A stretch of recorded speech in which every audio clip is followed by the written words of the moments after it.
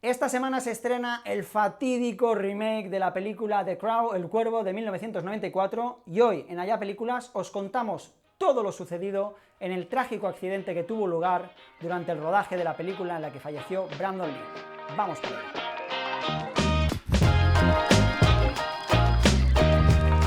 Familia, estamos de vuelta en el canal para hablar de dos temas que están copando la actualidad ahora mismo. Por un lado, el fracaso tremendo que está teniendo The Crow, el remake de la mítica película del 94, hablaremos de eso luego, pero vamos a desgranar hoy aquí en Allá Películas todo lo sucedido en ese accidente, en ese trágico accidente que tuvo lugar en el rodaje de la película original en el 93 y que se llevó por delante la vida de Brandon Lee. Quizá muchos o muchas de vosotras ya conocéis o os suena lo que sucedió en ese set de rodaje, pero muchos otros estoy convencido de que habéis empezado a verlo últimamente en redes sociales con motivo del remake de la mítica película del 94, así que vamos a desgranar qué es lo que sucedió, todas las negligencias que se dieron en ese set de rodaje para que un arma de fuego fuese disparada y acabase con la vida de Brandon Lee. Y sí, Brandon Lee es el hijo de Bruce Lee, y es que el actor se inspiró muchísimo en su padre para lanzar su carrera profesional, se especializó en artes marciales y lanzó una carrera de actor a través de películas de acción en las que compartió cast con actores muy importantes del momento como eran Dolph Lundgren.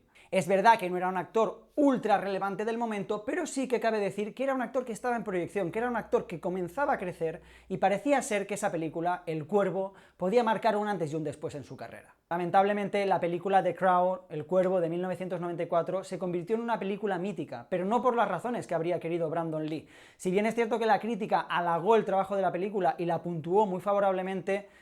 fueron los morbosos, ¿no? Ese morbo por la muerte, ese morbo por el accidente sucedido en la película, lo que hizo que atrajese a todos esos espectadores que curiosos fueron a ver la película y años después la siguen viendo y siguen teniendo curiosidad por ella. De hecho, hoy en día, con este estreno del remake, todo el mundo está pendiente de qué es lo que sucedió exactamente en ese accidente con Brandon Lee. Así que viajemos a ese Estados Unidos de 1993, ese rodaje de The Crow al que le quedaban muy poquitos días para acabar, y un día más a Brandon Lee le tocaba interpretar una escena de acción, una escena en la que iban a disparar al personaje que él interpretaba, no era la única escena en la que disparaban a su personaje, y él, muy inspirado por su padre y también con una preparación física imponente, insistía en siempre hacer sus escenas de acción, como muchos otros actores que conocemos, como puede ser Tom Cruise, o como era su mismo padre, Bruce Lee. Él insistía en hacer esas escenas de forma directa sin necesitar un doble. El personaje interpretado por Michael Massey disparaba al personaje interpretado por Brandon Lee, y tras rodar la escena sin aparente complicación, tras dar el corte, después de abatir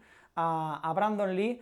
todo el mundo se dio cuenta de que algo no iba bien. Brandon no se movía del suelo, había caído inconsciente, y es que una bala real había impactado en su estómago, provocándole una hemorragia gravísima. Llamaron a las emergencias rápidamente, lo transportaron a un hospital de forma prácticamente inmediata, pero a pesar de los esfuerzos que se hicieron en quirófano, con una cirugía que superó las 6 horas, no fueron capaces de salvar la vida del actor. Y esto nos lleva a la reflexión de lo importante que es la seguridad en un sector como el de los rodajes en cine,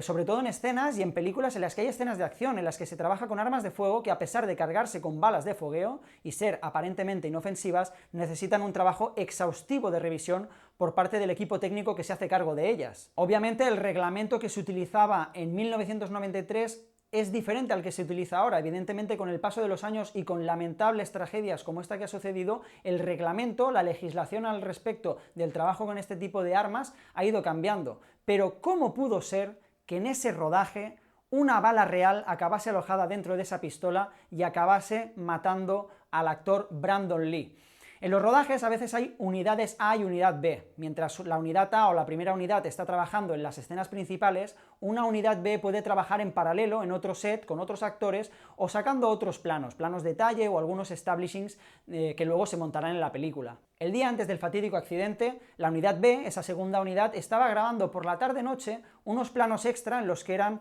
unos planos detalle de un arma, una pistola, del cañón de una pistola, y el equipo, para evitar que el cañón se viese vacío, que entrase luz por el cañón y se viese que el arma estaba evidentemente vacía, decidieron colocar un proyectil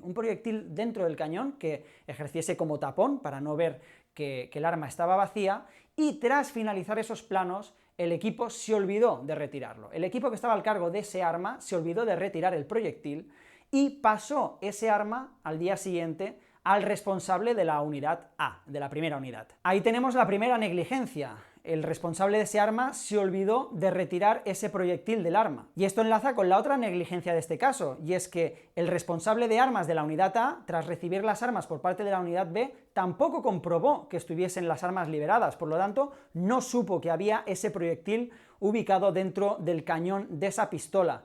Cargó el arma con un proyectil de fogueo aparentemente inofensivo, pero esa pólvora que detonó el proyectil de fogueo impulsó la bala real que había en la pistola y provocó que ese disparo de Michael Massey fuese real. E insisto, fue una negligencia tras otra por parte del responsable de la unidad B no retirar ese proyectil que habían colocado para tapar el cañón del arma y por parte del responsable de la unidad A no comprobar el estado de las pistolas antes de cargarlas con balas de fogueo. Hay otro elemento importante dentro de este caso, aunque hay una información que es bastante dispar según donde la busquemos, y es que el actor Michael Massey apuntó de forma directa a Brandon Lee. En teoría esto es una práctica que no se puede llevar a cabo, está estipulado que en los disparos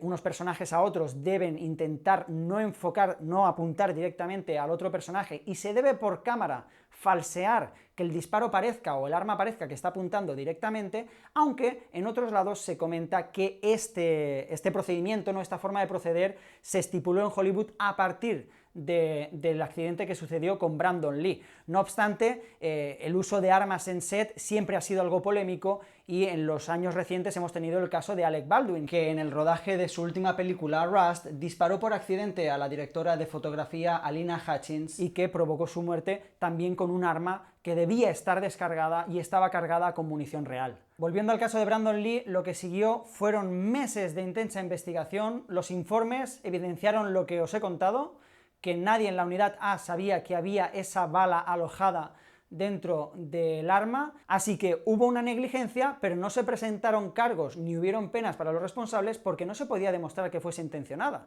Es cierto que hubieron un montón de decisiones o de malas decisiones que se fueron encadenando una tras otra hasta la tragedia, pero no se podría demostrar legalmente que hubiese una negligencia intencional que pretendiese acabar con la vida de un actor dentro de ese set. Y por eso os quiero preguntar a vosotros y a vosotras qué opináis sobre este tipo de procedimientos en un set de rodaje que debería ser un entorno seguro para todo el mundo que trabaja ahí y donde un error como este, con elementos peligrosos como son las armas de fuego, puede acabar provocando que perdamos una vida dentro de un set de rodaje. La familia de Brandon Lee llegó a un acuerdo con la productora, con los responsables de la película, fuera de tribunales, aunque el daño ya estaba hecho. Y aunque esto supuso un golpe durísimo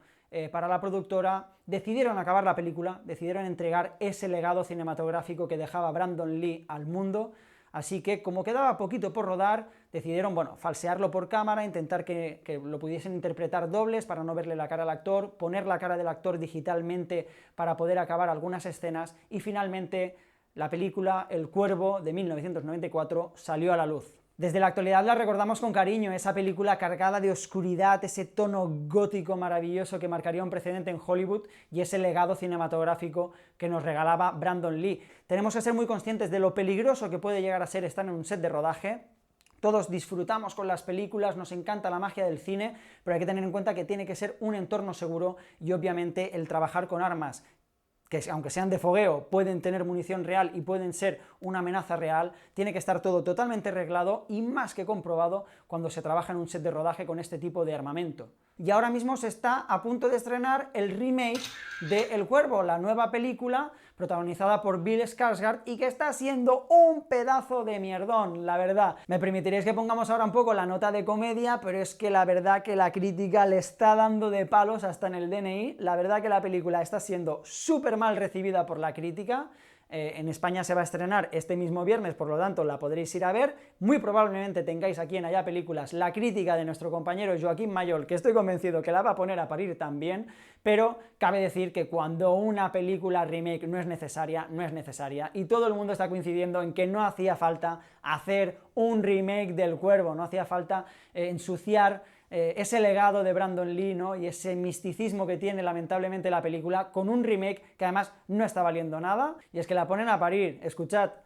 Benjamin Lee de The Guardian, un remake gótico increíblemente horrible. El intento de Rupert Sanders de resucitar el thriller de culto de 1994 se ha convertido en una de las películas más atroces de 2024. Tim Grierson de Screen Daily. Esta nueva y olvidable versión no solo no honra la memoria de Brandon Lee, sino que nunca justifica su existencia. Kyle Smith de The Wall Street Journal, aunque Skarsgård es muy carismático y FKA Twigs está conmovedora, la adusta y deprimente visión del director convierte este cuervo en un pavo. Y estas solo son 3 de las críticas más feroces que están cayendo sobre la película ahora mismo, y es que por favor, de verdad, a nivel personal, me parece un remake totalmente innecesario. ¿Por qué tenemos que ensuciar los mitos del cine? Tenemos que dejar películas como estas a un lado y inventarnos cosas nuevas, por favor. Así que familia, en este caso no os puedo recomendar que vayáis a ver el remake de El Cuervo, pero por supuesto que os recomiendo que veáis la original, esa película de 1994 que estoy convencido que os encantará y que tiene ese tono oscuro que de verdad